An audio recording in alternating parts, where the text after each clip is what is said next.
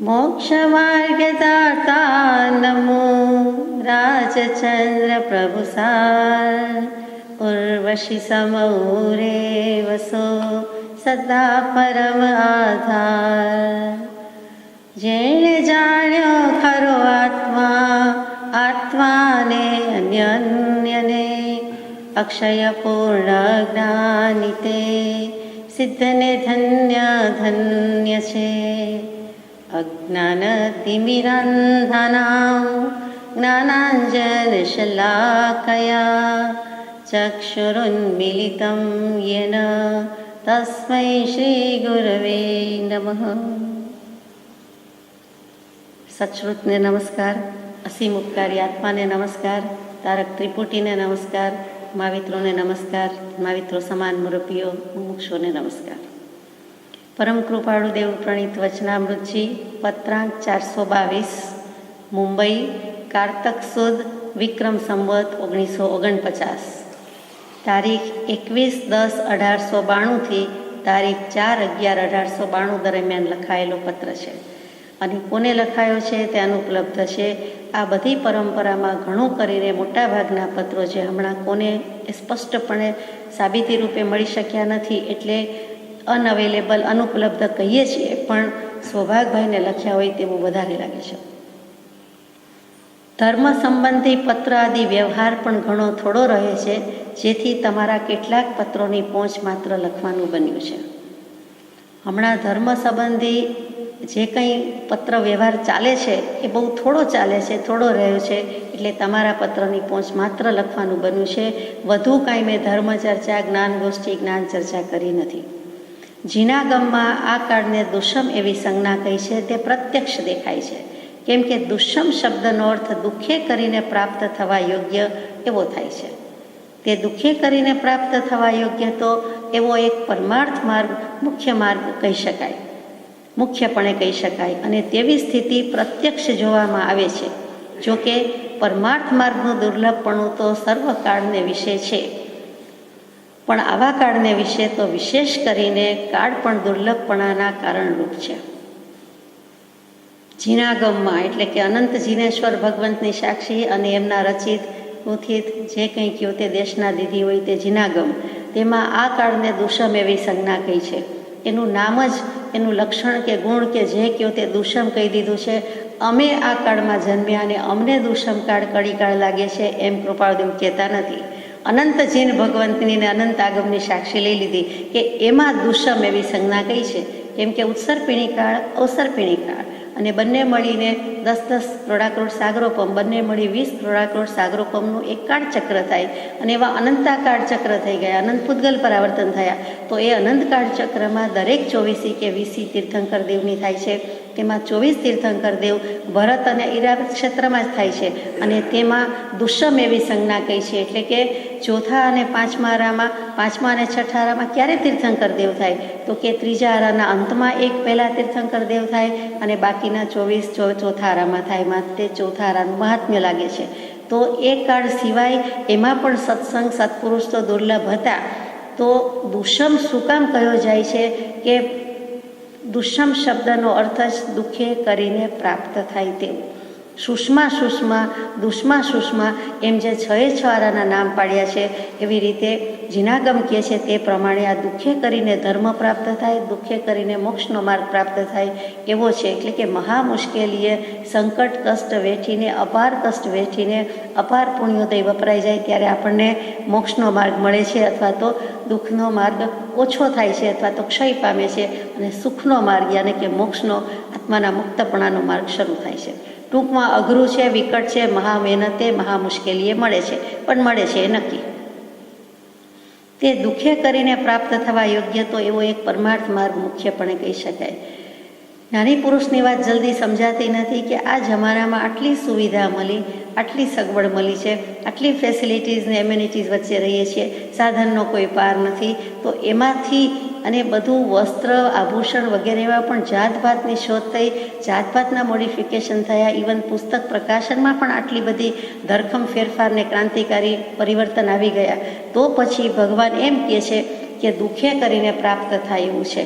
તો દુઃખે કરીને પ્રાપ્ત થાય એવો તો એક જ રસ્તો છે, એક જ માર્ગ છે. બીજા બધા રસ્તા, ભૌતિકતાની ચકાચોંધવાળા રસ્તા તો બહુ ખુલ્લા છે અને બહુ ચોખ્ખા છે, પણ જે ખરેખર માર્ગ છે એમાં જ કાંટા ઝાંખડા લાગેલા છે. તો એ કયો માર્ગ છે? તો એ મુખ્ય માર્ગ તો એક પરમાર્થનો જ છે. જીવને વસ્ત્ર આભૂષણ મળી રહે છે, ખાવા પીવાનો દુકાળ હોય અને જે અન્ન પાણીની કે અન્ન જળની મહત્તા સમજાય, તે પરમાર્થનો દુષ્કાળ હોવાથી ભગવાનને, કૃપાળુદેવને લાગી આવ્યું છે કે આ દુષ્મકાળ તો ઘણા આવ્યા, પણ આ દુષ્મકાળ કેવો આવ્યો? એમાં અમારે જન્મવાનું થયું. હુંડાવસર્પિણી કાળ છે. કેટલી બધી 24 વીતી જાય ઉત્સર્પિણી અવસર્પિણી કાળની, ત્યારે આવો હુંડ અવસર્પિણી કાળ આવે. અત્યારે આ હુંડાવસર્પિણી કાળ છે. દરેક વખતે દરેક કાળચક્રમાં હુંડાવસર્પિણી કાળ હોતા નથી. અવસર્પિણી કાળ હોય, બધું ડિક્લાઇનિંગ ઉતરતું હોય, પણ હુંડાવસર્પિણી એટલે કે હુંડ કહેતા વાઘ જેવો વિકરાળ ખાઈ જાય, ઊભા ઊભા ગળી જાય, અજગરની જેમ ગળી જાય, ગ્રસી જાય, કોળીઓ કરી નાખે, અને જે બિહામણાપણું કે વાઘ જેવી જે કાંઈ કહેવાતું હોય તે ચીલ ઝડપે ગળી જાય એવું જે કહેવાતું હોય તે, અથવા તો એના નહોર વગેરે વાગે જ વાગે એમ જે કહેવાય તે વાઘ જેવો વિકરાળ એક ઉપમા છે. વિકરાળ, કરાળ એટલે જ ભયંકર, એમાં વિકરાળ વિશેષ પ્રકારે ભયંકર, બિહામણો, કદરૂપો, કોઈ ઠેકાણા વિનાનો, જોવો ન ગમે, જન્મવું ન ગમે, છતાં પૂર્વકર્મના ઉદયથી જન્મવું પડ્યું છે, એવો આ દુષ્મ કરીને કાળ છે. તો દુષ્મ કાળમાં અઘરું શું છે? શેનો દુકાળ છે? તો કે પરમાર્થનો દુષ્કાળ છે.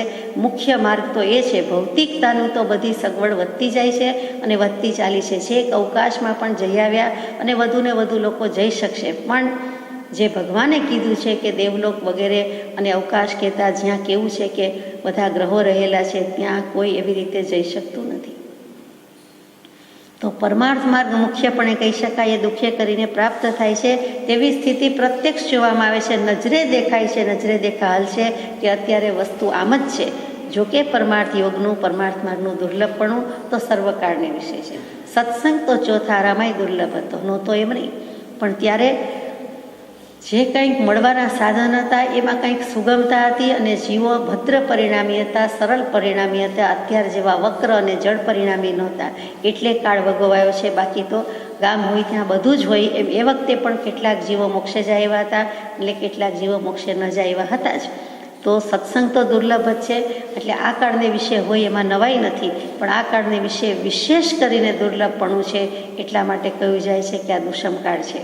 ત્રીજા ચોથા કરતાં પાંચમાની પણ શરૂઆત હજી કંઈક ઠીક હોય, ચોથાના સંસ્કાર બાકી હોય એટલે, પણ ત્યાર પછી તો દિવસે દિવસે ક્રમશઃ ઓછું ને ઓછું થતું જાય છે, અને છઠ્ઠા આરાના દુઃખની તો કોઈ વાત કીધી જાય તેમ નથી.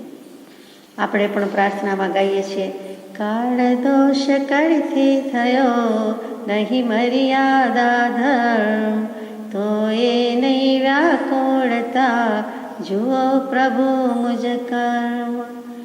એની કોઈ વ્યાકુળતાય નથી. કળીકાળમાં જન્મ્યા પણ હું આકુળ વ્યાકુળ પણ થતો નથી, મને ઝૂરણા પણ લાગતી નથી, સંતાપ લાગતો નથી કે અરે રે આમાં જન્મી ગયા. કોઈ મર્યાદા ધર્મ રહ્યો નથી, એકેય પ્રકારની મર્યાદા રહી નથી. હું પોતે પણ આત્માની મર્યાદામાં રહી શકતો નથી. આત્માની લક્ષ્મણ રેખામાં રહેવું, આત્માની મર્યાદામાં રહેવું એટલે કે આત્મધર્મ પામવું. સ્વભાવમાં રહેવાની બદલે વિભાવ પરભાવમાં નીકળી જઈએ છીએ, છલકાઈ જઈએ છીએ. અત્ર કહેવાનો હેતુ એવો છે કે ઘણું કરી આ ક્ષેત્રે વર્તમાન કાળમાં પૂર્વે જેમણે પરમાર્થ માર્ગ આરાધ્યો છે તે દેહ ધારણ ન કરે, અને તે સત્ય છે. ફરીથી કે અહીંયા કહેવાનું તાત્પર્ય કે આશય એમ છે કે વર્તમાન કાળમાં જેણે આરાધના કરી છે, મોક્ષ માર્ગની આરાધના કરી છે, તેવા જીવો આ કાળમાં જન્મ ધારણ ન કરે, દેહ ધારણ ન કરે. એ વાત સાચી છે. તેમ છતાં કૃપાળુદેવ જેવા સત્પુરુષ, પરમ કૃપાળુ પરમાત્મા, બીજા મહાવીર, બીજા રામને જન્મવું પડ્યું છે, એ પણ સત્ય છે, એ નક્કર સત્ય છે. કેમ કે જો તેવા જીવોનો સમૂહ દેહધારીપણે આ ક્ષેત્રે વર્તતો હોત તો તેમને તથા તેમના સમાગમમાં આવનારા એવા ઘણા જીવોને પરમાર્થ માર્ગની પ્રાપ્તિ સુખે કરીને થઈ શકતી હોત. જો એવા જીવો જન્મતા હોત આ કાળમાં, સત્પુરુષો આ કાળમાં આટલા બધા જન્મતા હોત, સદગુરુદેવ આટલા બધા હોત, તો પછી તેઓશ્રી અને તેઓશ્રીના સત્સંગ સમાગમમાં આવનારા બીજા અનેક જીવો એનો મોક્ષ થઈ ગયો હોત. પણ એમ તો નથી.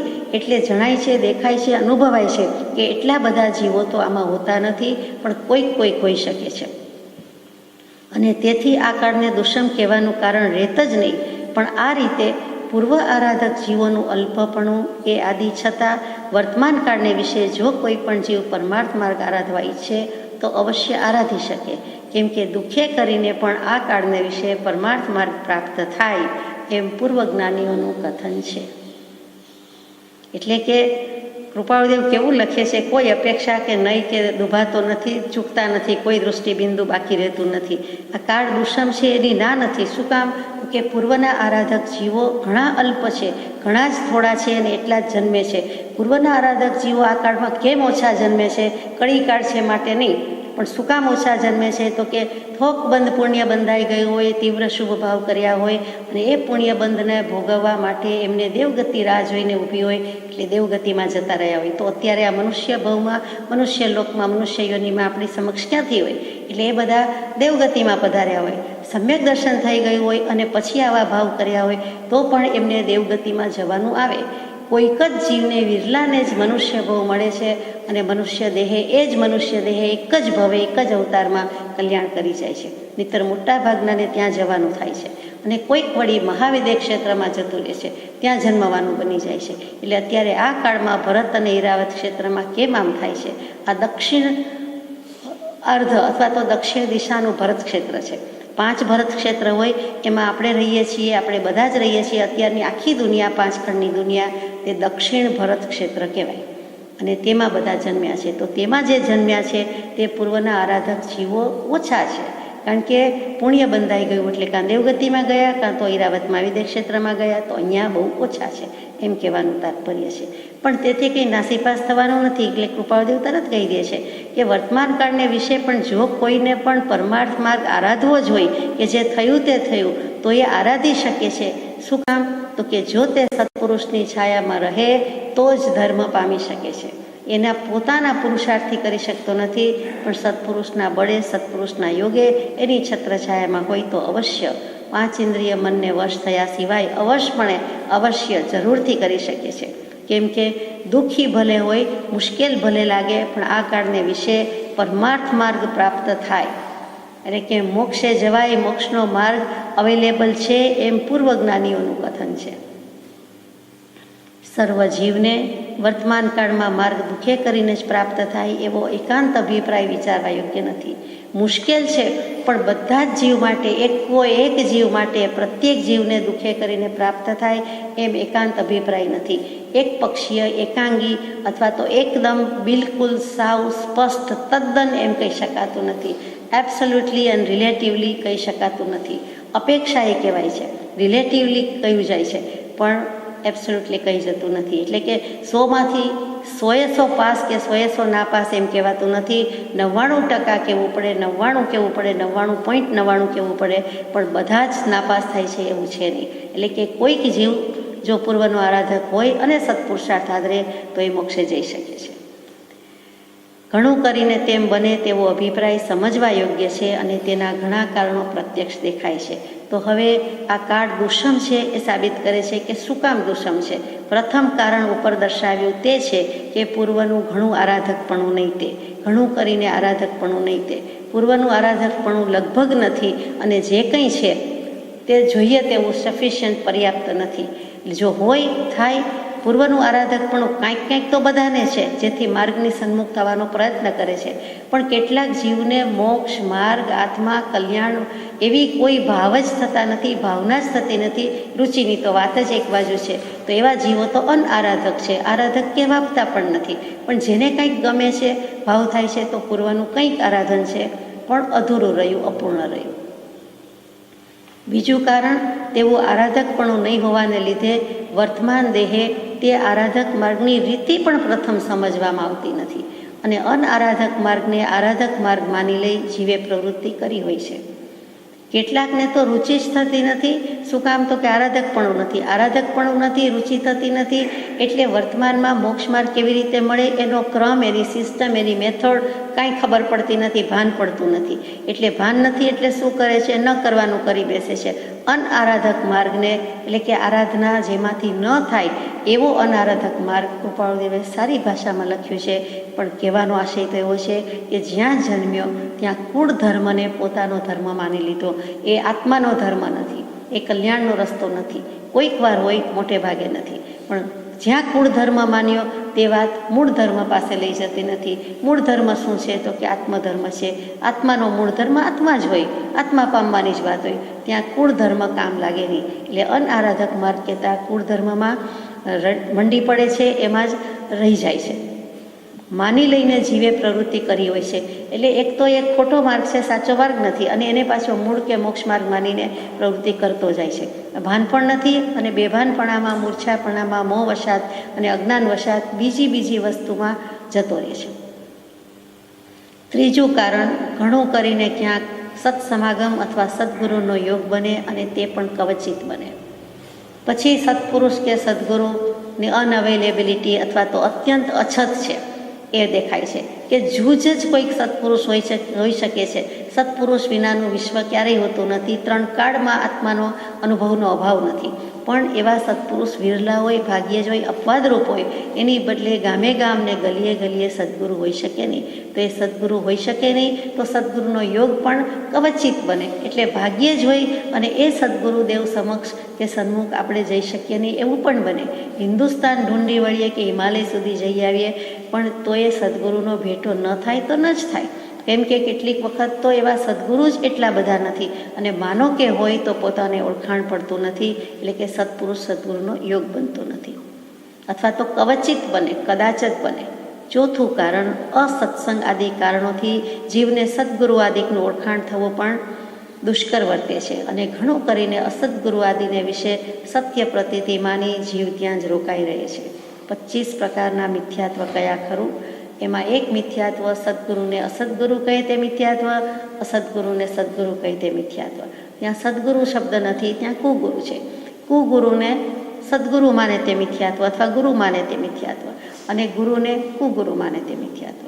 એટલે કે બંને રીતે લીધેલું છે, એટલે ખોટું પડે છે. કે પોતાની ભૂલ આવે છે, અને દેવ તત્વની ભૂલ નથી, ધર્મ તત્વની ભૂલ નથી, પણ સદગુરુ તત્વની ભૂલ છે. અને એક ભૂલથી પણ ગમે એટલી મોટી રકમનો સરવાળો હોય, ખોટો જ આવે, આપણે જાણીએ છીએ.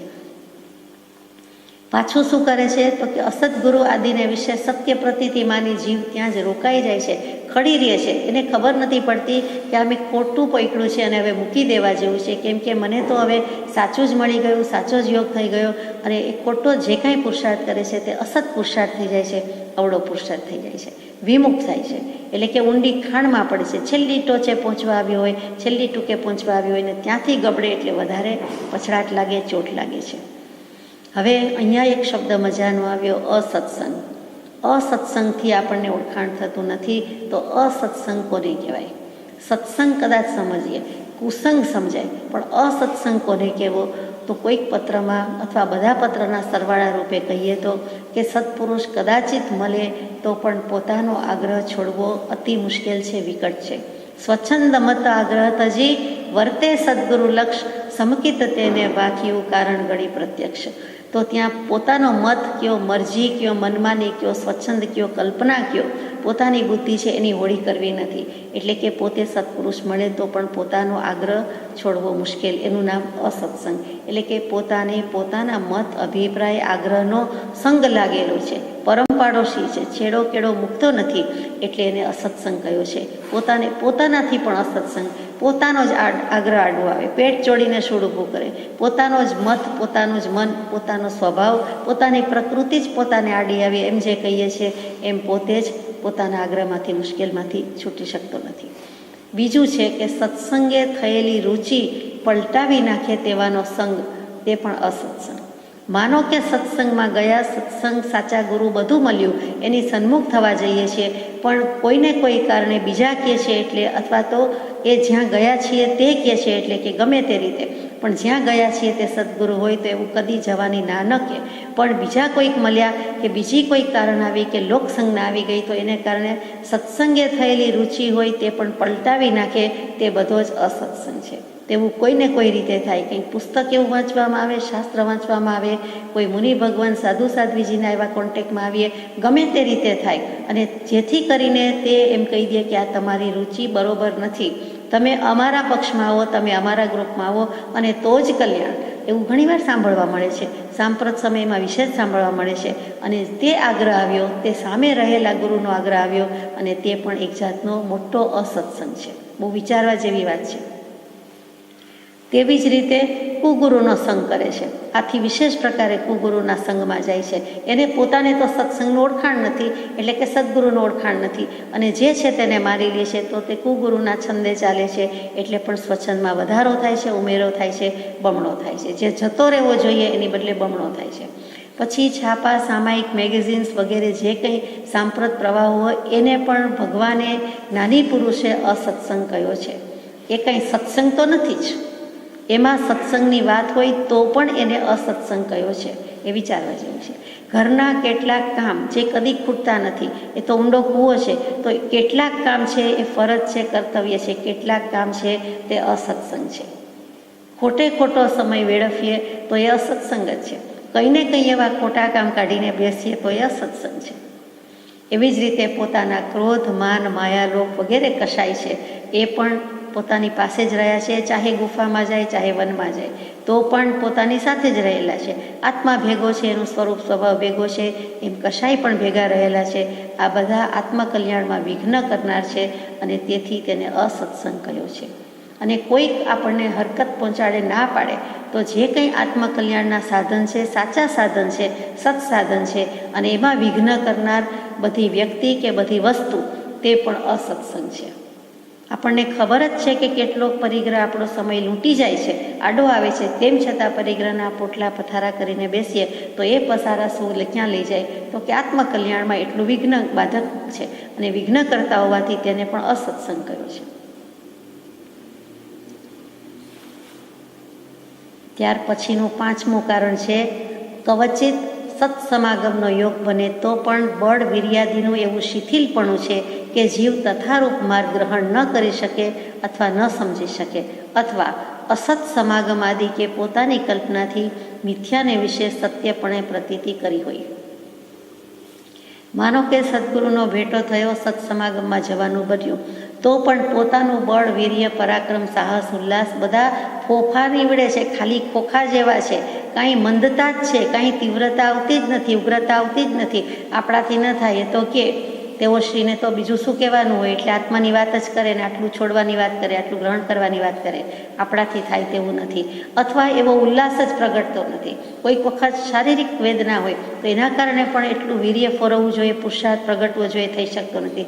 કેટલીક વખતે બીજી બાધા આવી જાય છે અને તે કાંઈ કરી શકતો નથી. અને તથારૂપ માર્ગ ગ્રહણ કરી શકતો નથી, એટલે પકડી કરી શકતો નથી, હાથમાં જ ઝાલતો પકડતો નથી, અને સમજી પણ શકતો નથી.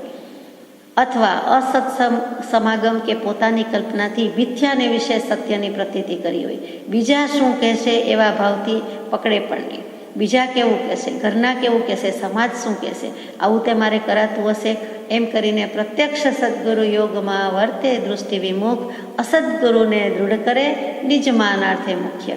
પોતાનું માન, પ્રતિષ્ઠા, કુટુંબ, આબરૂ, લાજ, મને એમના કહેવાથી મારો ધંધો સવડો પડ્યો, પાસા સવડા પડ્યા, અથવા તો આ લાઈફ પાર્ટનર મને એમના થકી મળ્યું અને મને કેટલી બધી ખુશી છે, આનંદ છે, એવા કોઈક નિમિત્ત, જો કે સદગુરુ એવા નિમિત્તરૂપ બને જ નહીં. પણ માનો કે બની ગયા કે પોતાને એવું લાગ્યું છે, તો એ સદગુરુ નથી, અસદગુરુ છે, અને એને જ દૃઢ કરે છે. ત્યાં જ મજબૂતાઈ આવે છે, અને ત્યાં જ એનું સ્ટ્રેન્થ જે કંઈ છે તે વપરાઈ જાય છે, ખોટા માર્ગે વપરાઈ જાય છે. એટલે કે તે પણ સત્યપણે પ્રતીતિ આવતી નથી. એટલે કે ખોટાને સાચા માની લીધા છે સાદી ભાષામાં, અને તે ખોટું થાય છે. આ 5 કારણ લખવાની કૃપાળુદેવે કૃપા કરી છે. એ મહા ઉપકાર છે, અનંત ઉપકાર છે. નહીંતર આપણા હાજા ગગડી જાય. આપણા ભાર નથી કે આપણે સદગુરુને ઓળખી શકીએ. ઘણું કરીને વર્તમાનમાં કાં તો શુષ્ક ક્રિયા પ્રધાનપણામાં જીવે મોક્ષમાર્ગ કલ્પ્યો છે, અથવા બાહ્ય ક્રિયા અને શુદ્ધ વ્યવહાર ક્રિયાને ઉથાપવામાં મોક્ષમાર્ગ કલ્પ્યો છે, અથવા સ્વમતી કલ્પનાએ અધ્યાત્મ ગ્રંથો વાંચી કથન માત્ર અધ્યાત્મ પામી મોક્ષમાર્ગ કલ્પ્યો છે. એમ કલ્પાયાથી જીવને સત્સમાગમ આદિ હેતુમાં તે માન્યતાનો આગ્રહ આડો આવી પરમાર્થ પામવામાં સ્તંભભૂત થાય છે. વર્તમાન કાળમાં શું છે, મોડર્ન ટાઈમ્સમાં શું છે, ચોખ્ખું કહે છે સાંપ્રત પ્રવાહમાં કે શુષ્ક ક્રિયા પ્રધાનપણામાં જીવે મોક્ષમાર્ગ કલ્પ્યો છે. એકલી ક્રિયા કરવાની, આટલી પૂજા કરવાની, આટલી સામાયિક કરવાની, આટલી માળા કરવાની, અને આટલું કષ્ટ કરીને ઉઠાવીને દેહ દમન કરીને આટલી 99 યાત્રા કરવાની કે 99 વખત કરવાની કે 9 લાખ સામાયિક 9 લાખ બધું જે કાંઈ કરવું છે તે એમ બધું જ ક્રિયાનો જ આગ્રહ છે. જેમ યજ્ઞ યાગનો આગ્રહ હતો, હિંસાનો આગ્રહ હતો, એમ નથિંગ બટ ક્રિયાનો અર્થ પણ સમજતા નથી અને ક્રિયા કરે છે. સત્ક્રિયાનો સત્પુરુષ કોઈ દિવસ નિષેધ કરે જ નહીં.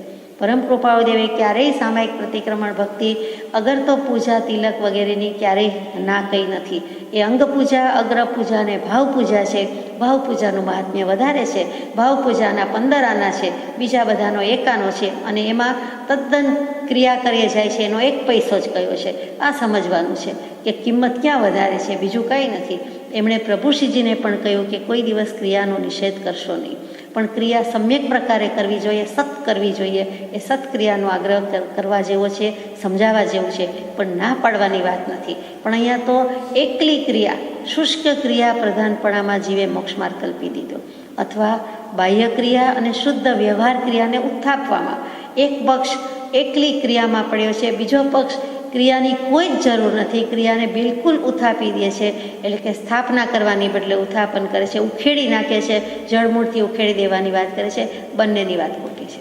એકલું ક્રિયાકામ આવતું નથી, તેમ ક્રિયાનો ઉથાપી નાખવાની વાત પણ ખોટી છે. એટલે એમાં મોક્ષ માર્ગ માન્યો છે. એટલે ક્રિયાને ઉથાપે છે એટલે શું? તો કે જ્ઞાનની સ્થાપના કરવા જાય છે, જ્ઞાન માર્ગને જ પ્રધાન ગણવા જાય છે, અને એ પણ ભૂલ છે. અથવા સ્વમતી કલ્પનાએ પોતાની મેળે જ ક્યાંય જવા જેવું નથી, ક્યાંય સાંભળવા જેવું નથી, અધ્યાત્મ ગ્રંથો વાંચી લે છે અને કથન માત્ર અધ્યાત્મ પામે છે. એક તો બોરોડ નોલેજ, કોઈ ગુરુ ગમે સમજવાની વાત નહીં, અને જાતે વાંચીને કાંઈ મર્મ રહસ્ય પ્રાપ્ત થાય નહીં, અને છતાં એમ થાય કે આપણે તો ઘરે બેઠા ઘણું કરીએ છીએ, જાતે વાંચી લઈએ છીએ અને મોક્ષ મળી જશે, મોક્ષ માર્ગની કલ્પના કરે છે. તો એમ કલ્પાયાથી ચોખ્ખું કૃપાળુદેવ લખે છે કે જીવને સત્સમાગમ આદિમાં તે માન્યતાનો આગ્રહ અડવાવે છે. અમે તો સ્થાનકવાસી, અમારા શાસ્ત્રમાં આમ છે, અમે તો દેરાવાસી, અમારા ગ્રંથમાં આગમમાં આમ વાણી છે, અમે તો દિગંબર, માથું કોઈને બીજાને નમે જ નહીં ને, શ્વેતાંબર ભગવાન એ રીતે દોર્યા હોય, મૂક્યા હોય તો અમે નમીએ નહીં. આ બધા આગ્રહ સિવાય કાંઈ નથી. અને આ આગ્રહ, કદાગ્રહ, અઠાગ્રહ, મતાગ્રહ કૃપાળુદેવ કે છોડે તો મોક્ષ થાય. ને કૃપાળુદેવે આપણને એમાંથી પણ બહાર કાઢી મૂક્યા છે, બહાર લાવીને ઊભા રાખ્યા છે. પ્રભુશ્રીજી જેવા કહી શક્યા કે અમને તો અમારા વાલાએ અહીંયા આત્મામાં ઊભા રાખ્યા છે. કોઈ વાસી નહીં, કોઈ ગચ્છ નહીં, કોઈ મત નહીં, પણ અમને આત્મામાં ઊભા રાખ્યા છે. અમે સ્થાનકવાસી નહીં, અમે તપાવાસી, તપાગચ્છી નહીં, અમે એકેય વાસી નહીં, પણ અમે તો આત્મવાસી. એટલે કૃપાળુદેવે બધાને મતાંતરને સંપ્રદાયની ચુંગાલમાંથી પણ બહાર લાવીને મૂક્યા છે. એક આત્મા પર આવી જાવ એમ. આગળ જઈએ. જે જીવો શુષ્ક ક્રિયા પ્રધાનપણામાં મોક્ષ માર્ગ કલ્પે છે તે જીવોને તથારૂપ ઉપદેશનું પોષણ પણ રહ્યા કરે છે. ક્રિયા કરશો તો આટલું ફળ મળશે, ક્રિયા કરશો તો આટલું નરકનું આયુષ્ય નહીં બંધાય, તિર્યંશનું આયુષ્ય નહીં બંધાય, દળિયા ઓછા થઈ જશે, આટલું પુણ્ય મળશે, આટલું પાપ ઓછું થશે. એમ કરીને લગભગ સમાજમાં ક્રિયા પ્રધાન જ બધું બતાવવામાં આવે છે. તો એ પ્રમાણે એને ઉપદેશનું પોષણ પણ એવું જ રહે છે. પોતાને એક તો ભાવતું તું ને વૈદે કીધું એ કરતાં આવડે છે, કંઈ જ ન કરવું એનો પુરુષાર્થ કરવો, બધું જ ભૂલી જવું એનો પુરુષાર્થ કરવો, એ લગભગ કોઈ કહેતું નથી, ચિંતતું નથી, અને કોઈ એને અજમાયશ પણ કરતું નથી. જ્યારે આટલું કરો તો સારું, એમ ક્રિયાનો ઉપદેશ હોય, કાંઈક કરવાનું કીધું, કાંઈક કામ સોંપ્યું, એનો જીવને આનંદ છે, એ મલકાય છે, ખુશ થાય છે. વ્યવહારમાં પણ એમ થાય કે અમને અમારા લાયક અમને કાંઈક કામ તો કયો, એમનેમ નવરા બેસવાનું, નિવૃત્ત રહેવાનું કંઈક કામ જોઈએ છે. તો અહીંયા પણ એ જ વસ્તુ આવી કે કંઈક ક્રિયાનો આગ્રહ રાખે છે, કે સેવે છે, કે ગુરુ બતાવે છે તો શિષ્યને વાલો લાગે છે, ગમે છે. કેમ કે અનંતકાળથી એ જ કર્યું છે. 24 કલાકમાં પણ કાંઈ ને કાંઈ કર્યા કરવાનું જ કર્યું છે. નેક્સ્ટ મોમેન્ટ, નેક્સ્ટ કામ ઉપર જ જતો રહે છે. એટલે જીવને આ બધું લાગે છે. જ્ઞાન, દર્શન, ચારિત્ર, તપ એમ મોક્ષ માર્ગ 4 પ્રકારે કયો. છતાં પ્રથમના 2 પદ તો તેમણે વિચાર્યા જેવું હોય છે. જ્ઞાન કોની વાત, દર્શન કોની વાત? ભગવાન જાણે જ્ઞાન શું ને દર્શન શું એ શબ્દોથી બોલી લીધું, પણ જ્ઞાન દર્શન સમજવાનો, જ્ઞાન ગુણ દર્શન ગુણ સમજવાનો, જ્ઞાન ઉપયોગ દર્શન ઉપયોગ સમજવાનો ક્યારેય પુરુષાર્થ કર્યો નથી. એ આપણને અઘરું લાગે, એ આપણને ન સમજાય, કારણ કે ઉપયોગ તો છે જ ને, એમાં વળી સમજવાનું શું? પણ એ જ તો નથી સમજાયું. અનંતકાળથી આ જીવે એ જ કર્યું નથી, ઉપયોગ ચૂકી ગયો છે. એ જ સર્વજીવની મૂળભૂત અને બીજભૂત ભૂલ છે, પણ એનો ભાન જ નથી. એટલે જ્ઞાન દર્શન તો આમ જ નીકળી ગયા, ઓપ્શનમાં કાઢી નાખ્યા જાણે કે. ચારિત્ર અને તપ છે, તો ચારિત્ર શબ્દનો અર્થ વેશ તથા માત્ર બાહ્ય વિરતિમાં સમજ્યા જેવું હોય છે.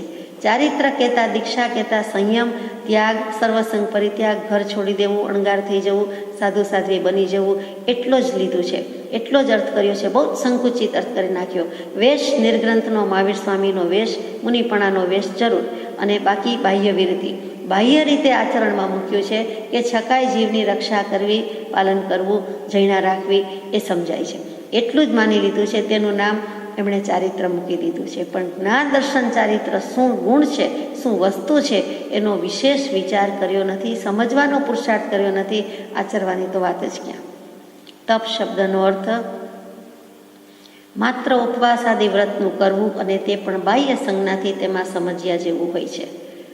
જૈન કહેતા જ તપશ્ચર્યા કરે, પર્યુષણમાં અઠ્ઠાઈ કરે, વધારે ઉપવાસ કરે તે જૈન, અથવા વર્ષી તપ કરે તે જૈન. આવી વ્યાખ્યા જ, કંદમૂળ ન ખાય તે જૈન, રાત્રિ ભોજન ન કરે તે જૈન. આવી 2-3 વસ્તુમાં ધર્મની વ્યાખ્યા પૂરી થઈ ગઈ, ધર્મનું સ્વરૂપ પૂરું થઈ ગયું. એ તો બિલકુલ સંકુચિત અર્થ છે, નાની માત્રામાં વાત છે, બાહ્ય રીતે વાત છે. બાહ્ય સંજ્ઞા છે એટલે બાહ્ય લક્ષણ કે બાહ્ય ચિહ્ન છે. ખોટા નથી, ખરાબ નથી, એ ઓળખાય છે એનાથી, પણ એવું અત્યારે રહ્યું નથી. અને માત્ર બાહ્ય લક્ષ થઈ જાય છે. અને તેવા ભાવના કથનને જ્ઞાન અને તેની પ્રતીતિ, આવા લૌકિક કથન છે કે કવચિત જ્ઞાન દર્શન પદ કહેવા પડે કે ચાલો જ્ઞાન દર્શન સમજીએ, એની વાત તો લેવી પડે, તો ત્યાં લૌકિક કથન જેવા ભાવોના કથનને જ્ઞાન અને તેની પ્રતીતિ, અથવા તે કહેનારની પ્રતીતિને વિશે દર્શન શબ્દનો અર્થ સમજવા જેવું રહે છે. કે આપણને જ્ઞાન દર્શન શબ્દ કોણે શીખવાડ્યા? મા બાપે શીખવાડ્યા, કોઈ ટીચરે શીખવાડ્યા, કોઈ જૈન શાળા પાઠશાળાના શિક્ષક શિક્ષિકાએ શીખવાડ્યા, અથવા તો આપણે CD DVD કેસેટમાં સાંભળી લીધું કે જોઈ લીધું, જાતે પુસ્તક વાંચી લીધું, તો તેમ નથી. તો તેમ જ્ઞાન દર્શન અથવા જે કહેનાર છે, જેના થકી વચનામૃત મળ્યું કે જેના થકી આગમ મળ્યું, તો તેનો આપણે ઉપકાર વેધી લઈએ છીએ. તો તેમાં પણ ખડી રહેવા જેવું નથી, એના ઉપર પણ પ્રતીતિનો કળશ ઢોળી દેવા જેવું નથી. કે એ તો એક ચિંધનાર છે, માર્ગ બતાવનાર કે માર્ગ ચિંધનાર થયા કે આ પુસ્તક અહીંયા છે, અથવા આ પુસ્તક અહીંયા મળે છે, અથવા આ પુસ્તક વાંચવા જેવું છે. પણ એથી વિશેષ માટે એ સદગુરુ કે સત્પુરુષ કે દશાવાન પુરુષ કે નિર્ગ્રંથ દશાનો પુરુષ, પામેલો પુરુષ કહી દેવું એ પણ ખોટું છે. અહીંયા કૃપાળુદેવે ઘણું કહી દીધું કે તેવા ભાવોના કથનને જ્ઞાન, એટલે કે કાંઈક પણ જાણવું તેનું જ્ઞાન થયું. અને તેની પ્રતીતિ, એ કહેનાર કોણ છે, લખનાર કોણ છે, તો કે શાસ્ત્ર કરતાં પુરુષ પર પ્રતીતિ આવે, પૂર્વાચાર્યો પર આવે તો વાંધો નથી, પણ બાકી જેની તેની ઉપર આપણે કળશ ઢોળી દઈએ, પ્રતીતિ આવી જાય, તો એ ખોટું છે. તેથી દર્શન શબ્દનો અર્થ સમજવા જેવું થાય છે. એટલે કે સાચો અર્થ નથી. દર્શન કહેતા કાંઈ પણ દેખવું, જોવું, તો આપણે કહીએ કે મને આપના દર્શન થયા, તો દર્શન થયા એટલે શિષ્ટ ભાષામાં સારી વાત છે. તેથી કરીને આપના દર્શન કહેતા આત્માના દર્શન નથી થયા. એકબીજાને મળ્યા, આપના દર્શન થયા, એકબીજાને મુલાકાત થઈ, તો એમ કે સત્સંગ થયો, સત્સમાગમ થયો, એ સારી ભાષામાં વિનયપૂર્વક કહેવાની રીત છે.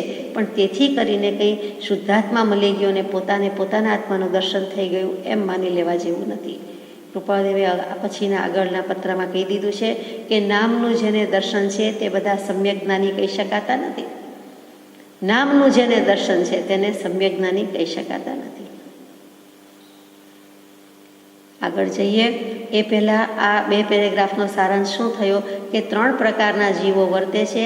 એક શુષ્ક ક્રિયાવાદી, નરી ક્રિયામાં માને છે તે, અને એનો જ બોધ આપે છે. બીજા શુષ્ક અધ્યાત્મી, ત્યાં એકલા જ્ઞાનની જ વાત કરે છે કે કાંઈ ક્રિયાની જરૂર નથી, બસ જ્ઞાન લ્યો, સમ્યક દર્શન લ્યો, માત્ર વાતે વડા ન થાય, વાતે વડા કરવા જાય છે, તે શુષ્ક અધ્યાત્મી. અધ્યાત્મ પરિણમ્યું નથી, માત્ર વાતો કરે છે.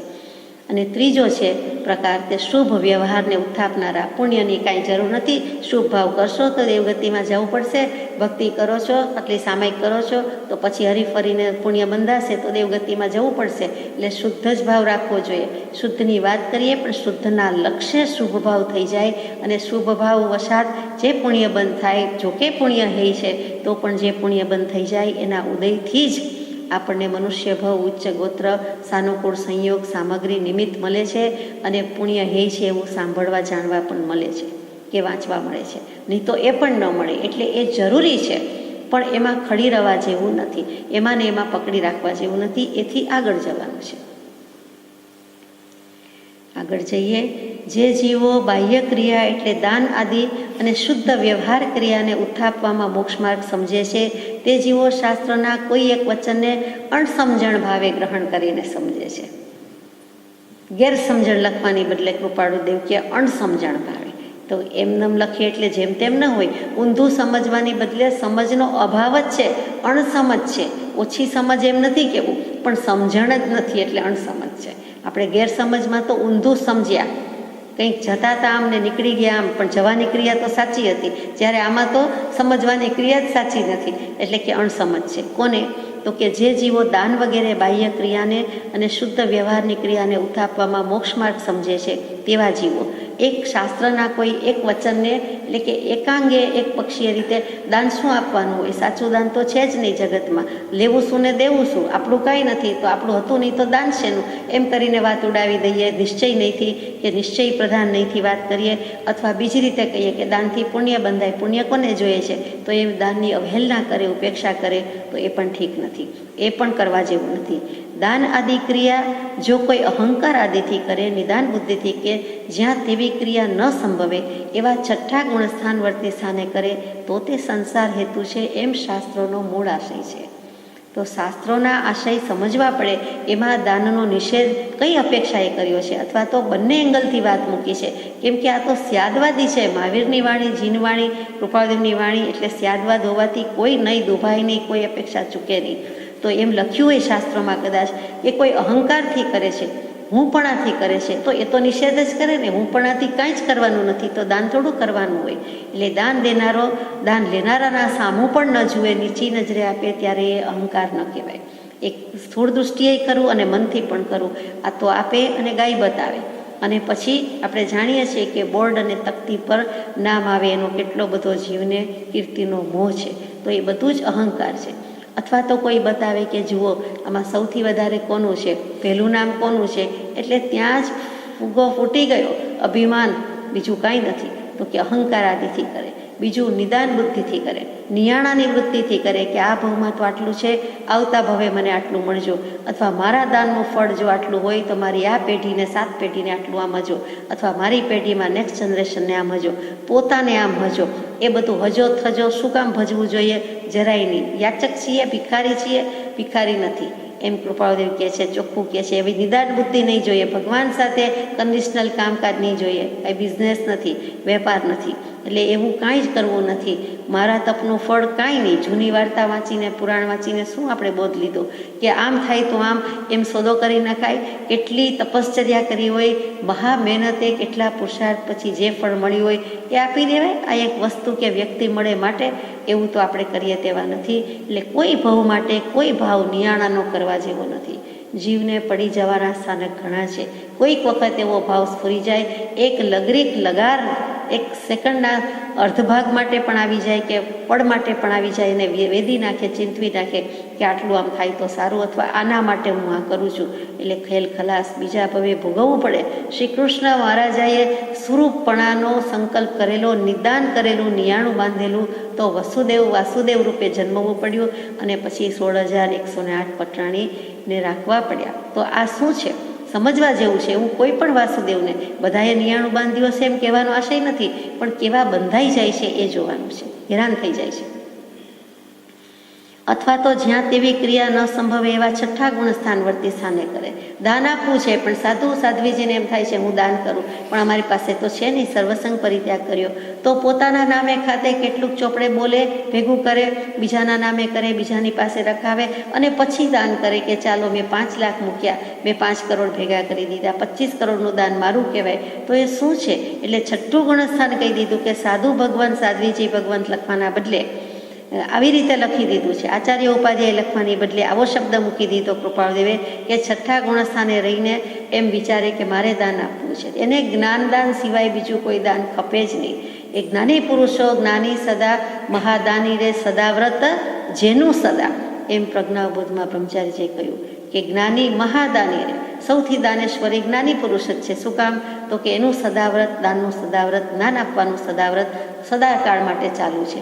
એને એથી ઊંચું કોઈ દાન નથી, એથી મોટું કોઈ દાન નથી.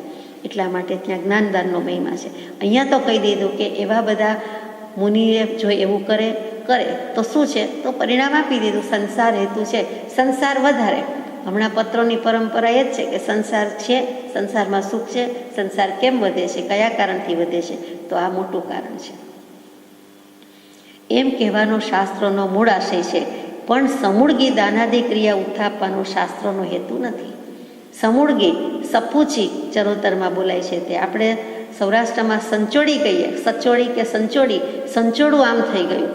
10 જણ આવવાના હતા પણ એકેય જણ ના આવ્યા. આટલી બધી વસ્તુ લાવવાના હતા પણ એકેય વસ્તુ ન લાવ્યા. આમ જે કહીએ કે સમૂળગા ન આવ્યા, મોડા આવવાના હતા પણ પછી સપૂચા આવ્યા જ નહીં, તો એ જે સપૂચા સમૂળગા એટલે સંચોડું જે કહીએ છીએ તે, તો કેવું લખીએ છીએ કે સમૂળગી મૂળ સહિત બિલકુલ દાનાદી ક્રિયા કરવાની નથી એમ કહેવાનો આશય નથી. એમ ઉત્થાપવાનો શાસ્ત્રનો હેતુ નથી. દાનને ઉડાવી દેતા નથી. દાન દર્શન ચારિત્ર તપ છે, એવી જ રીતે દાનનો પણ મહિમા છે. દાન શીલ તપ ભાવ, ધર્મના 4 પ્રકાર મૂકે ત્યારે દાનને પહેલું મૂક્યું છે. પણ માત્ર પોતાની મતિ કલ્પનાથી નિષેધે છે, પોતાની બુદ્ધિથી વિરોધ કરી દે છે. તેમજ વ્યવહાર 2 પ્રકારના છે. હવે દાન પરથી વ્યવહાર પડાવ્યા. એક પરમાર્થ મૂળ હેતુ વ્યવહાર અને બીજો વ્યવહાર રૂપ વ્યવહાર. કૃપાળુદેવ એવી રીતે લખે કે આપણને વિચાર કરતા કરી મૂકે. પરમાર્થ મૂળ હેતુ વ્યવહાર એટલે શું, તો કે વ્યવહાર એટલે વ્યવહાર આપણે સમજ્યા તે કે જે વ્યવહારથી એટલે કે જે વર્તન કે જે આચરણથી ફળ પરમાર્થ આવે એવો વ્યવહાર, એટલે કે ફળ મોક્ષ થવો જોઈએ, કે ફળમાં પરમાર્થ સધાવવો જોઈએ. બીજી રીતે કે પરમાર્થ સધાય તેવો વ્યવહાર, તેનું નામ પરમાર્થ મૂળ હેતુ. એટલે કે પરમાર્થનો હેતુ સધાઈ જવો જોઈએ, મૂળ કામ સરી જવું જોઈએ. મૂળ કામ તો એક જ છે, કામ એક આત્માર્થનું, બીજો નહીં. મન રોગ ભ્રાંતિ છે, મિથ્યાત્વ છે, એ કાઢી મૂકવાનું છે, એને રાખવાનું નથી. બીજું એકેય કામ નથી આ ભવમાં, આ દેહે, આ જીવે શું કરવા જેવું છે, તો કે એક જ કામ, મોક્ષનું કામ. બીજી રીતે તો કે આત્માર્થ સાધવાનો છે, જેના પરિણામે મોક્ષાર્થ સધાઈ જશે, મોક્ષ મળી જશે. અને બીજો વ્યવહાર હેતુ વ્યવહાર કોને કહેવાય, તો કે જે વ્યવહારનું ફળ 4 ગતિ છે. રખડપટ્ટી જ કરવાની આવે, અહીંથી અહીં ને અહીંથી અહીં. મામાનું ઘર કેટલે, દીવો બળે એટલે એક ભવ બીજો ભવ, 4 ગતિમાંથી ઊંચા આવે જ નહીં. એ જીવો રિસાયકલ થયા કરે છે. ફુવારાનું પાણી જેમ એમાં ને એમાં ગોળ ગોળ ફર્યા કરે છે, તેમજ આપણે પણ 4 ગતિમાં ફર્યા કરીએ છીએ. એકેય જીવ ઓછો થતો નથી. પાણીમાં તો કદાચ એક ટીપું ઘસાઈ જાય, સ્થિર થઈ જાય કે મરણ થઈ જાય એટલે ઓછું થઈ જાય એમ લાગે, પણ આમાં તો કાંઈ ઓછું થતું જ નથી. તો 4 ગતિમાં ફરીએ છીએ, તે વ્યવહાર હેતુ વ્યવહાર કરીએ છીએ, વ્યવહાર માટે કરીએ છીએ, એનું ફળ પણ વ્યવહાર છે.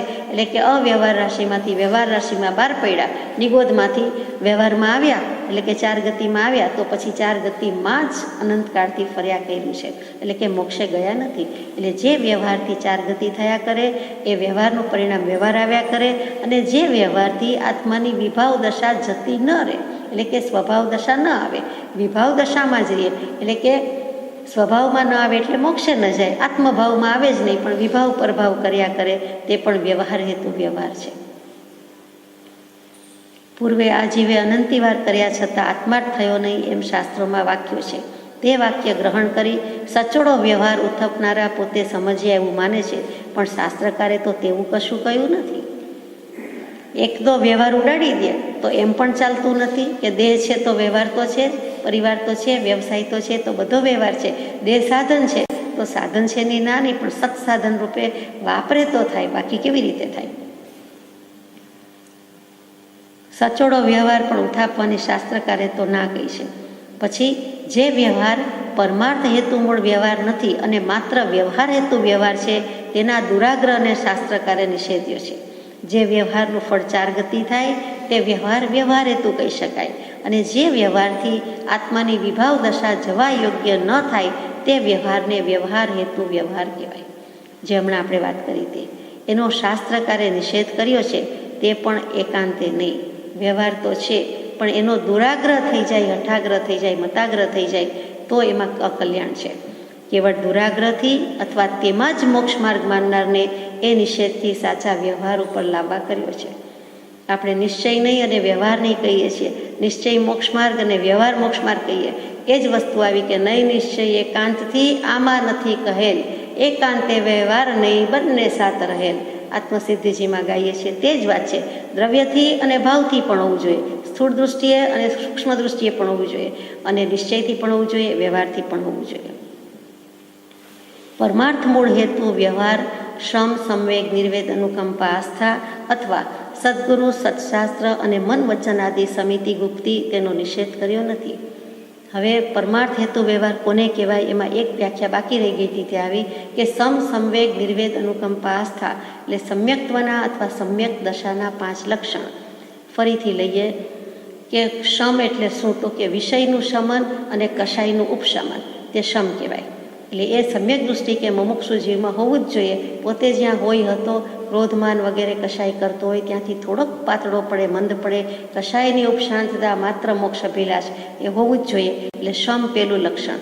વિષય પ્રત્યે પણ કંઈક એને દુર્લક્ષ થવો જોઈએ, નહીંતર વિષય ટેસ્ટથી ભોગવવા જરાય તુચ્છપણું લાગે નહીં, પણ ટેસ્ટથી ભોગવે અને પછી સમ્યક દશા અને મુમુક્ષુતાની વાત કરે તો એ તો શાતાશીલ્યું છે અને એમાં ખડી રહે છે, એ થંભી જાય છે, એની પ્રગતિ અટકી જાય છે, ઉન્નતિને પામતો નથી.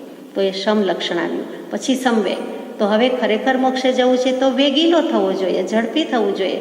જો વ્યવહારથી વિમુખ થાય છે તો નિશ્ચયથી, આત્માથી તો સંવેગ, સમ્યક પ્રકારે શીઘ્રતાથી ગતિમાન, ઘોડાની ગતિ તેજમાં હોવી જોઈએ વગેરે લક્ષણો. એટલે કે સંવેગ. પછી નિર્વેગ, સંસારથી વિરક્ત ભાવ છે, પરિગ્રહ ભેગો કરતો નથી, બીજું બધું ભેગું કરતો નથી, પણ ત્યાંથી અટકે છે. કોઈ પણ ભાવ ખોટા થાય છે, ખરાબ થાય છે તો અશુભ ભાવથી અટકે છે કે હે જીવ, આ ક્લેશરૂપ સંસાર થકી વિરામ પામ, વિરામ પામ. હવે કાંઈક વિચાર, પ્રમાદ છોડી જાગૃત થા, નહીં તો મનુષ્ય આ રત્ન ચિંતામણી જેવો મનુષ્ય દેહ નિષ્ફળ જશે. એ જે ક્લેશ છે, સંસારને ક્લેશ કીધો, એનાથી વિરામ પામવાની વાત કરી દીધી. અને પછી અનુકંપા. બધા જ જીવો પ્રત્યે અનુકંપા છે કે જેવો મારો આત્મા એવા જ બધા આત્મા છે, જેવો મારો રોલ એવો જ બધા આત્માનો. મારા આત્માનું સુખ ઈચ્છું છું તો બધા આત્માનું પણ સુખ ઈચ્છું છું. સર્વ જીવનું ઈચ્છો સુખ, મહાવીરની શિક્ષા મુખ્ય. સર્વાત્મામાં સમદૃષ્ટિ દો. હું તેની જગ્યાએ હોઉં તો કેવું લાગે? અથવા તેને મારી દૃષ્ટિથી મૂલવતા આપણે વિચાર કરીએ છીએ કે તે મારી દૃષ્ટિથી કે મારી જગ્યાએ હોય તો શું કરે, એમ કહેવાની બદલે હું તેની જગ્યાએ હોઉં તો મને કેવું લાગે અને હું શું વિચારું અને હું શું કરું, મને શું ખપે, મને શું કલ્પે, મારો વ્યવહાર કેવો હોવો જોઈએ, એવા બધા ભાવ એ અનુકંપા. અને પ્રાણી માત્ર ઉપર અનુકંપા આવે, પણ બધા જ જીવ પ્રત્યે અનુકંપા આવે. પહેલી તો પોતાના આત્માની દયા છે કે મારું કલ્યાણ કરવું છે, તો જ બીજા જીવની દયા ખાઈ શકે, નહીં તો વ્યવહાર દયા છે. જો સ્વરૂપ દયા, દ્રવ્ય દયા અને નિશ્ચય દયા હોય તો જ બીજા જીવોની પણ દયા ઈચ્છી શકે અને કરી શકે. અને છેલ્લું છે તે આસ્થા કે શ્રદ્ધા, એ સતદેવ, સદગુરુ, સદધર્મ પ્રત્યે શ્રદ્ધા.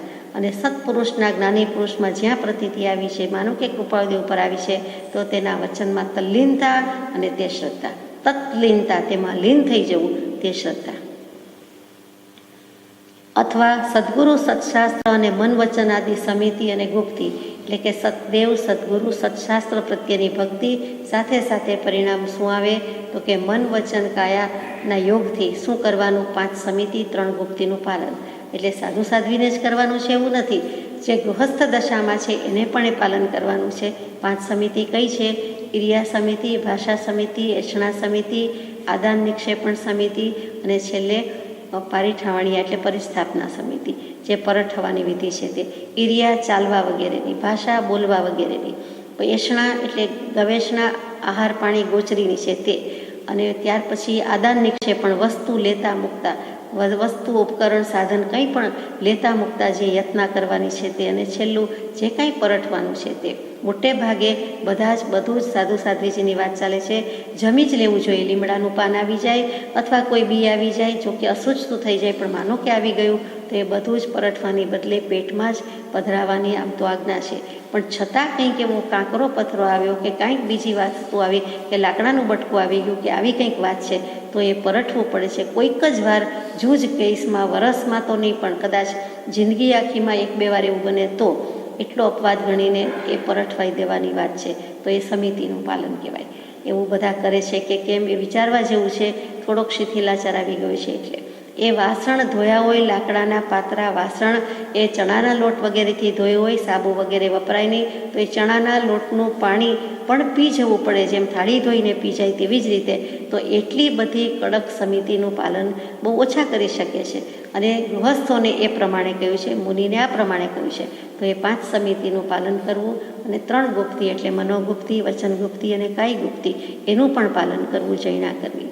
તેનો નિષેધ કર્યો નથી. એટલે એમ કે એના વ્યવહારની ના પાડી નથી કે એ કાંઈ કરવાની જરૂર નથી, આત્મામાં રહ્યો ને એમ ન ચાલે. વાસણ પડી રહે તો ન ચાલે, ધોયા વિના પડી રહે તો ન ચાલે, અને બહાર ફેંકી દઈએ, પરઠવી દઈએ તો ન ચાલે. એટલે એ પેટમાં પધરાવવાની વાત હોય એટલે જીવ ઘણો ઉપયોગ રાખે, ઓછું પાણી વાપરે, ઓછું સાધન વાપરે, પેટને નુકસાન ન થાય એવું સાધન વાપરે, વગેરે વગેરે.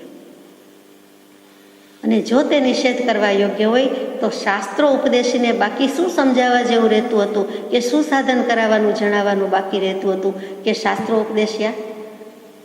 કૃપાળુદેવે કેવું કડક લખ્યું છે કે તો પછી શાસ્ત્રો રચવાની જરૂર શું હતી, શાસ્ત્રમાં શું કામ લખવું પડે? એટલે કે કાંઈ બાકી રહેતું હતું? પણ બાકી રહેતું હતું એટલે ઉપદેશ આપ્યો છે. અર્થાત તેવા વ્યવહારથી પરમાર્થ પમાય છે, અને અવશ્ય જીવે તેવો વ્યવહાર ગ્રહણ કરવો કે જેથી પરમાર્થ પામશે, એમ શાસ્ત્રોનો આશય છે. શુષ્ક અધ્યાત્મી અથવા તેના પ્રસંગી તે આશય સમજ્યા વિના તે વ્યવહારને ઉથાપી પોતાને તથા પરને દુર્લભ બોધીપણું કરે છે. એટલે કે આવો વ્યવહાર ગ્રહણ કરવો જોઈએ, પણ એનાથી પરમાર્થ પામશે એમ શાસ્ત્રોનો આશય છે. પણ શુષ્ક અધ્યાત્મી છે કે એની કાંઈ જરૂર નથી, એના આશયને સમજ્યા ફેર કરે છે, અને અથવા સમજવું જ નથી, વ્યવહારની ઉત્થાપન કરે છે, અને પરને ને પોતાને બંનેને દુર્લભ બોધીપણું કરે છે. એટલે આટલો અમૂલ્ય જોગ મળ્યો, ઉત્તમ જોગ સાધન મળ્યા, તો પણ મનુષ્ય ભવે જે બોધી સમ્યક દર્શન લઈ લેવું જોઈએ એની બદલે દુર્લભ બોધીપણું કરે છે. એટલે કે દુષ્મ કાળ છે, અને સમ્યક દર્શન યાને બોધ પણ મહા મુશ્કેલીએ પ્રાપ્ત થાય એવો જોગ કરે છે. એટલે કે જોગ મળ્યો ગુમાવી દે છે. ધર્મની જ આરાધના કરે છે, આત્મા પામવાની જ કરે છે, પણ આ વ્યવહાર સમજાતો નથી, આ પરમાર્થ મૂળ વ્યવહાર સમજાતો નથી, એટલે ન કરવાનું કરી બેસે છે અને ભૂલ કરે છે. આનંદઘનજી મહારાજે 11મા શ્રેયાંસનાથ ભગવાનના સ્તવનમાં સુંદર મૂક્યું છે. નિજ સ્વરૂપ જે કિરિયા સાધે તેહ અધ્યાત્મ કહીએ રે, જે કિરિયા કરી ચૌગતિ સાધે તેના અધ્યાત્મ કહીએ રે. શ્રી શ્રેયાંસજીન અંતર જામી આત્મરામી નામી રે. જે ક્રિયા કરવાથી વ્યવહાર થાય, ચાર ગતિ થાય, સ્વરૂપની સાધના ન થાય, એ કરવાની વાત નથી, એને અધ્યાત્મ કહ્યું પણ નથી. પણ નિજ સ્વરૂપે જે ક્રિયા સાધે, જે ક્રિયાથી, જે વ્યવહારથી પોતાનું સ્વરૂપ સાધી લે, સ્વરૂપ સમજી જાય, તો તે પરમાર્થ હેતુ, પરમાર્થ મૂળ હેતુ વ્યવહાર છે, અને તેની આજ્ઞા છે. ટૂંકમાં સારાંશ આટલો છે. આગળ જઈએ. સમસંવેગાદી ગુણો ઉત્પન્ન થઈએ, અથવા વૈરાગ્ય વિશેષ નિષ્પક્ષપાતતા થઈએ, કષાયાદી પાતળા પડીએ, તથા કંઈ પણ પ્રજ્ઞા વિશેષથી સમજ્યાની યોગ્યતા થઈએ, જે સદગુરુ ગમે સમજવા યોગ્ય છે તેવા અધ્યાત્મ ગ્રંથો ત્યાં સુધી ઘણું કરી શસ્ત્ર જેવા છે. જો જીવમાં સમસંવેગ વગેરે ગુણ હોય, વૈરાગ્ય વિશેષ વૈરાગ્ય હોય, નિષ્પક્ષપાતતા એટલે તટસ્થતા હોય, કશાય પાતળા પડ્યા હોય, અને કાંઈક સમજવાની યોગ્યતા કે પ્રજ્ઞા વિશેષ કંઈક બુદ્ધિ હોય, તો જ એ, અને પાછો સદગુરુ ગમ હોય તો એ સમજવા યોગ્ય છે. નહીં તો શાસ્ત્ર શસ્ત્ર રૂપે પરિણમે છે. જે અગ્નિથી કામ લઈ લેવાનું હોય, હોળી પ્રગટાવવાની હોય, દીવો પ્રગટાવવાનો હોય, કે જે કંઈ કામ કરવાનું હોય, ગેસ ચૂલો વગેરે પ્રગટાવવાનું હોય, તો એ કામ સાધી લેવાનું છે. એ અગ્નિ પોતાની જાત પર, દેહ પર પ્રગટાવવાનો નથી, સળગી બળી મરવાનું નથી. એમ કહે છે કે જે શાસ્ત્ર છે એનો સદુપયોગ કરવો જોઈએ, સદ આશય સમજવો જોઈએ, અને આટલા ગુણો હોય તો સમજાય. નહીંતર એ જ શાસ્ત્રમાંથી આ નીકળી જાય છે, કાનો નીકળી જાય છે, અને શસ્ત્ર રૂપે પરિણમે છે. શાસ્ત્ર આત્માની મર્યાદા ચૂકી જાય છે, મર્યાદા ચૂકે છે પોતે પોતાના આત્માની, એટલે વિભાવ દશામાં જ પરિણમે છે. એટલે કે પોતે જ પોતાને ખાડું ખોદે તે પડે. શું કામ ખોદ્યો? એનું કંઈ કામ હતું, સારા કામ કરવાના હતા, રસ્તા ખોદવાના હતા, વાયરિંગ કરવાનું હતું, તો બરાબર, પણ કોક પડી જાય તો સારું, એવી રીતે આવા આશયથી કરે તો પોતે જ પહેલો પડી જાય છે, એટલે ખોદે તે પડી જાય છે. તો અહીંયા આપણી પાસેથી 6 વસ્તુની અપેક્ષા લીધી કે સમસંવેગ વગેરે ગુણો હોવા જોઈએ, વૈરાગ્ય હોવો જોઈએ, વિશેષ વૈરાગ્ય હોવો જોઈએ, તટસ્થતા મધ્યસ્થતા હોવી જોઈએ, પાતળા કશાય એટલે કશાયની મંદતા હોવી જોઈએ, અને પ્રજ્ઞા વિશેષ એટલે કાંઈક સમજણ શક્તિ પણ હોવી જોઈએ.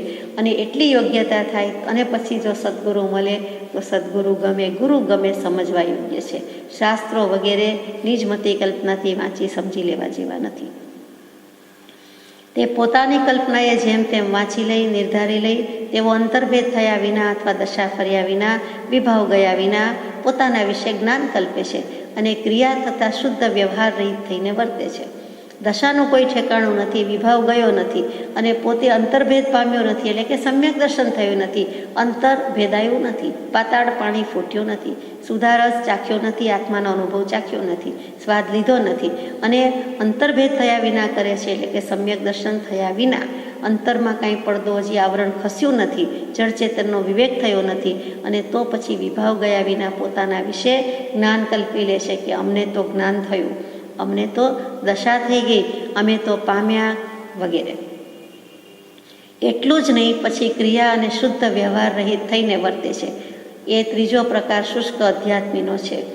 હવે અમારે કાંઈ કરવાની જરૂર નથી. જળ ચેતન ભેદ જ્ઞાનની આટલી બધી વાત વાંચી, આખું શાસ્ત્ર વાંચ્યું, બીજાને સમજાવ્યું, વિચારણા કરી, દલીલ કરી, તો હવે પારંગત થયા, શાસ્ત્ર ચર્ચા કરતા આવડી ગઈ, તો પછી આપણામાં જ્ઞાન થઈ ગયું.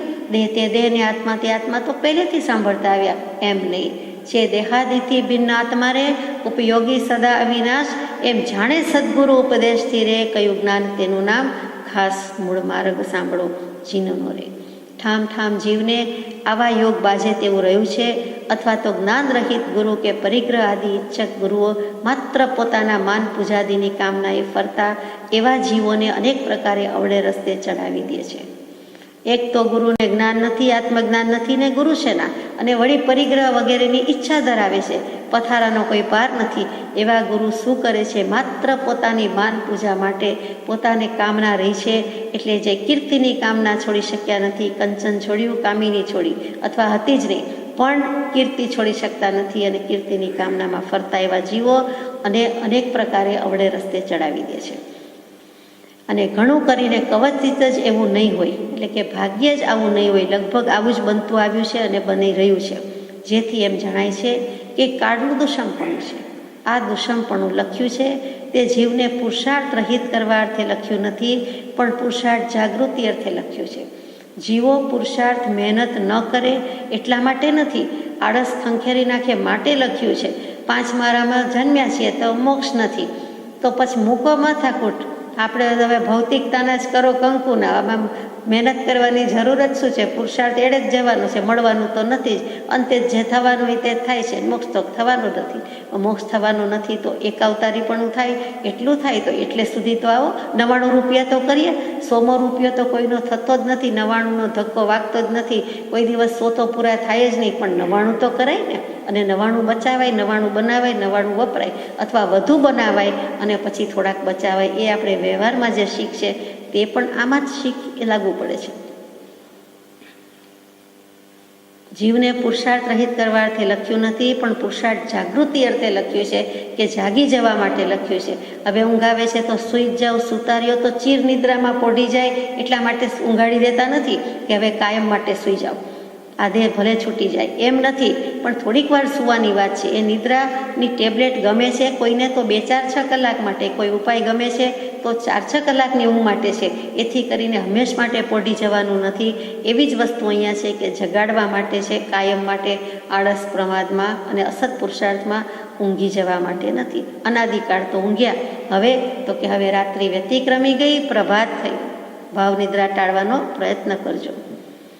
અનુકૂળ સંયોગમાં તો જીવને કંઈક ઓછી જાગૃતિ હોય તો પણ વખતે હાનિ ન થાય, પણ જ્યાં આવા પ્રતિકૂળ યોગ વર્તતા હોય ત્યાં અવશ્ય મુમુક્ષુ જીવે વધારે જાગૃત રહેવું જોઈએ, કે જેથી તથારૂપ પરાભવ ન થાય. જેને અનુકૂળ સંયોગ છે એમાં તો જીવને ઓછી જાગૃતિ હશે તોય કંઈક કરશે, પણ જ્યાં પ્રતિકૂળ સંયોગ છે, દુષ્મકાળ છે, ત્યાં શું કરવાનું છે? તો કે વધારે ચેલેન્જ લેવા જેવું છે. પેલી ચેલેન્જ કરી પણ વાંધો નહીં આવે, ચેલેન્જ પૂરી થશે. જ્યારે આમાં ચેલેન્જમાં હારી જશે, પરાભવ ન થવો જોઈએ. એટલા માટે એવા પ્રવાહમાં તણાવવાનું નથી. અને વર્તમાનકાળ દુષ્મ કયો છે છતાં તેને વિશે અનંત ભવને છેદી માત્ર એક ભવ બાકી રાખે એવું એકાવતારીપણું પ્રાપ્ત થાય એવું પણ છે.